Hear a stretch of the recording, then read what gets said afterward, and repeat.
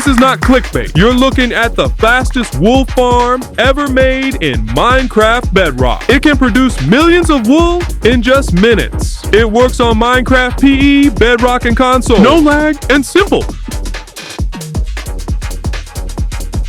This farm must be built using a very specific setup, so be careful. Do not skip any part of the video. Skipping even one step will cause serious problems. First of all, you need to learn a few things and understand how it works, so you actually know what you're building. Start by checking your world simulation distance. Now, it's time to explain a little bit.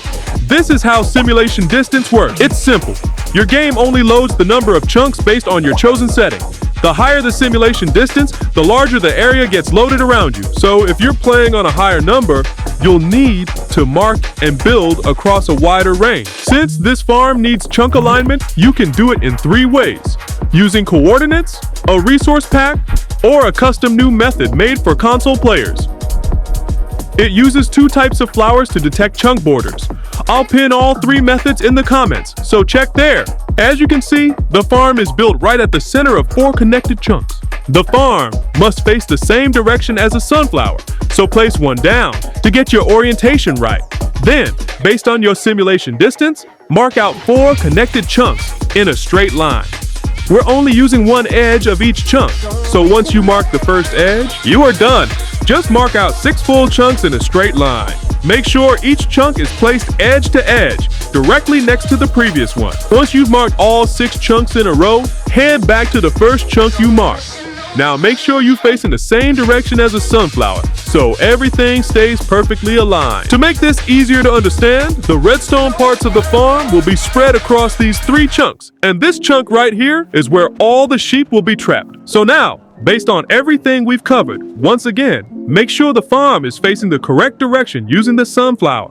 Then, start by placing 2 redstone torches from this block. Next, place 2 redstone dust right next to those torches. After that, place 1 more redstone torch, followed by 1 block with 1 redstone dust on top, on each side. Now, place 6 dispensers facing inward, directly on top of both sides of the redstone setup you just built.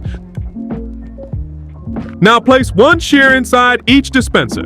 You can add extra shears to each dispenser or use the unbreaking enchantment to use the farm for longer. Next, place 2 fences in front of the dispensers. Then add 2 trapdoors at the bottom. Now, go back and remove the 2 blocks behind the dispensers from the left side. Instead, add 1 redstone torch and 1 redstone dust. Then, place a pressure plate on top of the redstone torch. Build up using 3 glass blocks and add 2 slabs on the top half of the last block on this side. After that, remove this block here and count 4 blocks to the side from where you just removed it. At that spot, place your water source. Important, if there are any holes nearby, the water will flow in the wrong direction. Water spreads up to 8 blocks, so make sure the ground is completely flat within that range to keep it flowing exactly where it's supposed to. Now, remove these 2 blocks and also 2 more blocks from this section right here. Then, place 2 redstone dust followed by 2 redstone torches. Just like this. This completes the activation circuit for this side of the farm. Now we need to trap the sheep, and this part has 3 simple steps. First, place a boat inside the trap area, just like this.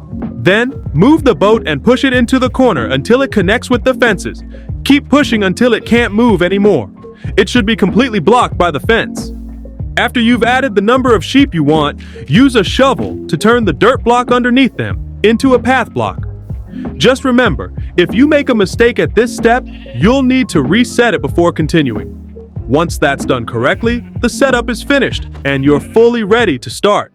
Also, you can't stack sheep on top of each other if you turn dirt into path blocks, so be careful. And if you wanted to stack the sheeps, you need to repeat the same process using the boat. As you can see, this setup forces the sheep to fall toward the front edge corner of the dirt block. The fences and trap doors behind them block their movement, so they stay trapped and get pushed into a single point. Once you are done, turn dirt block into path block using a shovel. This part depends on the platform you're playing on. If you're fast enough to move out of range, you can place the boat right here. But if you're not as quick, place the boat on the first block instead. This gives you more time to get away before the farm activates. The water will push the boat forward, and once it reaches the pressure plate, the farm will start. The closer you place the boat to the pressure plate, the faster it will activate. So keep that in mind when deciding where to place it. To check if the farm is working correctly, watch the redstone torches. If they're lighting up, that means the farm is being activated properly. But if you see wool getting dispensed instead, that means something is wrong. Most likely, you're not standing in the correct chunk, or your distance doesn't match the simulation setting. Remember, the number of chunks between where you're standing and where the farm is built must match your simulation distance exactly. You don't need to leave the world or do anything, just wait a little bit, then move on. But remember, once you come back near the farm, you'll need to replace the sheep or wait for them to grow their wool back before running it again. As you can see, you should get redstone working, but sheep and that corner chunk should be unloaded. If you have any questions, run into problems, or want to request a new farm, just let me know in the comments. Hope you all enjoy using this beast of a farm.